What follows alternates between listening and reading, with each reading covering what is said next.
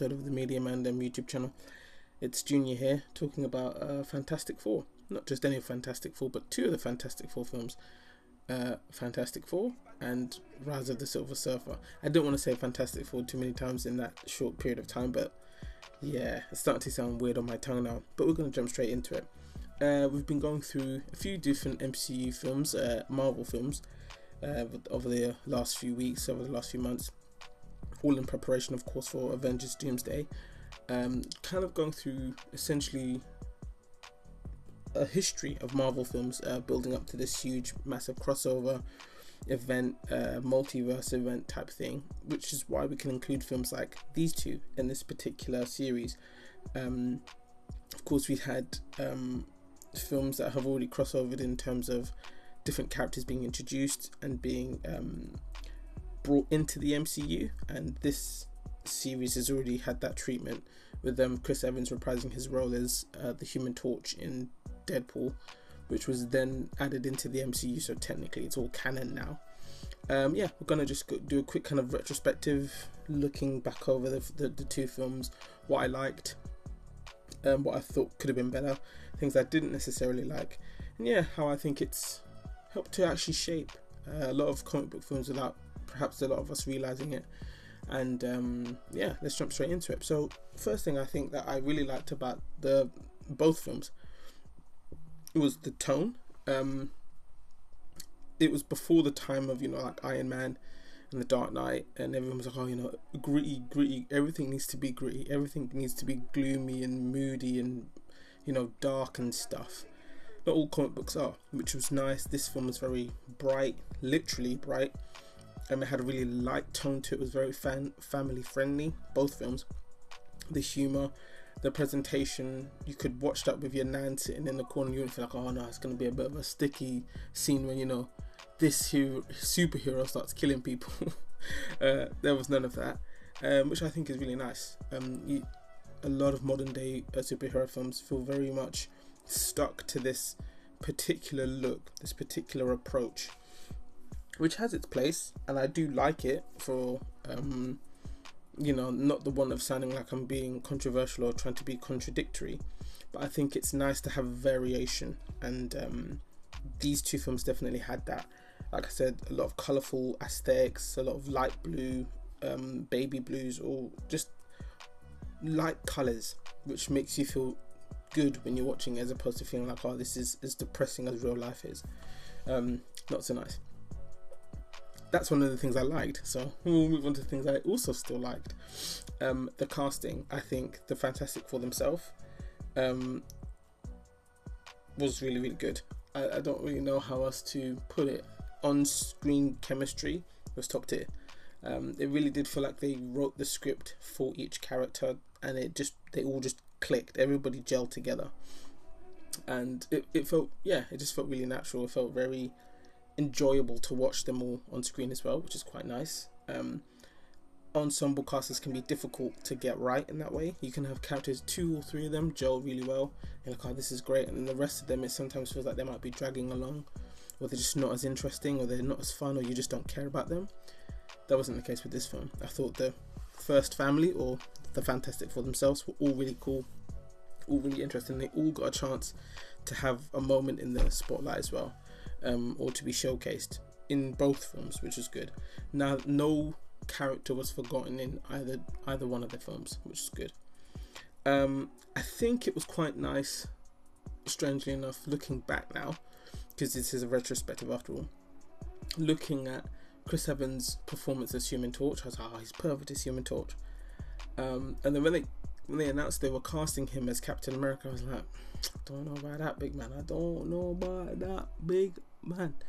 And obviously he absolutely, rocked that performance. And he's successfully been 2 completely different comic book characters, and he's been amazing as both. He was great as Human Torch, and he was even better as Captain America. And I think that's really, really cool. That you can have this one guy have such a range in a very specific genre niche in being comic book films. And I think it pays respects ultimately to Chris Evans as an actor that he's able to do that. Speaking of the other characters though, I think it's quite nice that they set the precedent, if you will, for what that kind of look of the Fantastic Four as a family, a cinematic family would be like, and every Fantastic Four after that has kind of followed it in some way or another, or tried to emulate or imitate or use elements of their characterization, which I think is quite cool. And that's something I think that not a lot of people give those two films credit for. So they watched Fantastic Four, the one with Miles Teller in it, and everyone was like, oh, it's like art garbage and stuff. But there are elements of the characters and the chemistry that the four are supposed to share that they try to emulate from these two films. And obviously it didn't necessarily work the way they would have liked, but it's interesting that these two films, so Rise of the Silver Surfer and the first Fantastic Four film, did it so well that even the new Fantastic Four film, the actual MCU one, does the same thing in a way that they're trying to recapture this chemistry, that this easygoing chemistry that all four characters are supposed to have, and I think it did it well. But I think, yeah, these two films don't get enough credit for that. And then essentially, quick note, if you do hear random barking somehow in the depths of the background of the audio, there is a dog just randomly barking in the background. It's like 11 o'clock at night. I don't know why this dog is still up. Like, go to bed, bro. But anyway, we shall keep going. On to the next thing. I think so many films looking back now, I wouldn't say it's a limitation, but it's more just working within the confines of what was possible at the time. But looking back at, some of the CG and the practical effects that they used, I actually really loved it, and I think it's something that we should bring back. Two characters in particular come to mind, The Thing and Silver Surfer. I think Silver Surfer's visual effects in Rise of Silver Surfer was so good. Like, even now it looks really, really clean, really crisp. Yeah, that whole scene where he like absorbs, I forgot what I think it was a missile, like he lifts the board and the missile just flows into it. Oh, so cool, so cool. And the whole scene where Human Torch is chasing him, the way that both of those two characters are portrayed in that scene is top tier. And it's emulated once again and imitated once again in the new Fantastic Four film for the MCU, where you have the Silver Surfer doing all these really cool things on the board, and this, like, the metallic shiny effect is replicated once again. And I don't think it's necessarily surpassed in the new film. It's on the same level. It's just as good, which is a good thing. Yeah, I think that's a really interesting and really good testament to doing something well, even when it gets old. People can still look back and go, yeah, that looked really, really good. That was really, really impressive to see. And out of all of the things, I think in terms of the portrayals, I should say, sorry, I still think this, I'm gonna call it OG Fantastic Four one. I think visually, it's probably one of my favorites. I like the MCU one because he's more akin to the Jack Kirby style, which I really, really love. But in terms of the fact that they bothered to make it practical effects instead of just, we can just CGI this too. Back in the time, it seemed, because they don't seem to be doing it so often anymore, where like these production companies bothered to do things practically. We'll just green screen it. They put a guy in a suit, they put him in makeup every day to film this thing. Just that kind of effort, I think, really added into his character as well, because it made it look like this is difficult for this guy to move around in, but it also adds to the character. It's like, that's how the Thing would probably move then if he was, he looked the way that he does. All these little things, I think it adds to not only the character but also to the plot and the narrative as well, which I think was really, really cool. That being said though, we must go into a specific element. I think this is where we start being a little bit more negative. I think for both films, unfortunately, the villain portrayals had a lot of missed potential.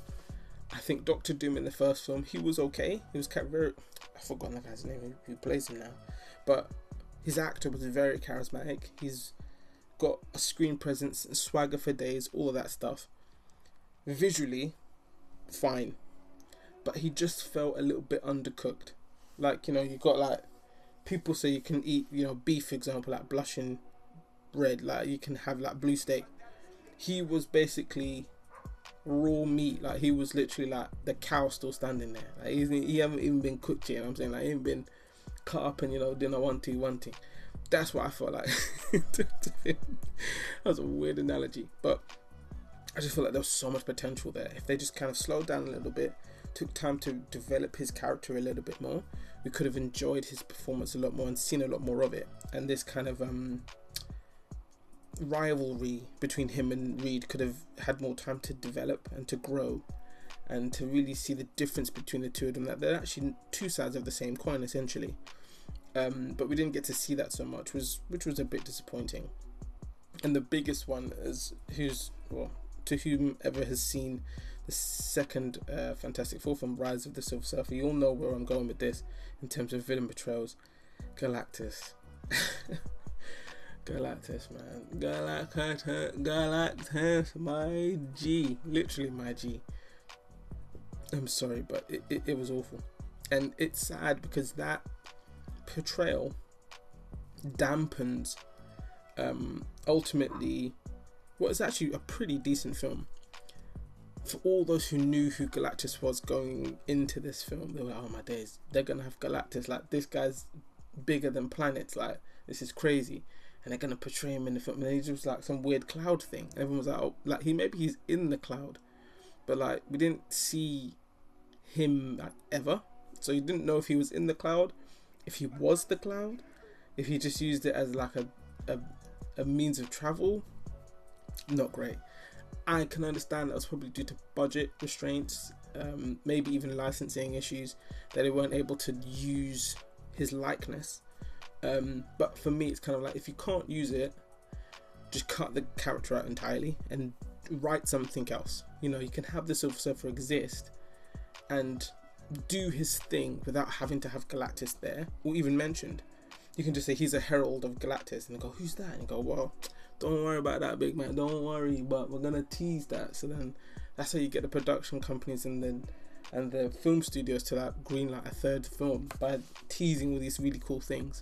But yeah, it dampened a lot of what was really, really good build up, really, really cool moments for Silver Surfer. And then he's like, oh, here's the guy I'm supposed to be bringing to the Earth to get destroyed, and it's like space dust, and everyone's like, oh my days, this is the big villain, you know, this is the guy he's supposed to be scared of. Not great. Not great. Not great. So what do I think overall then?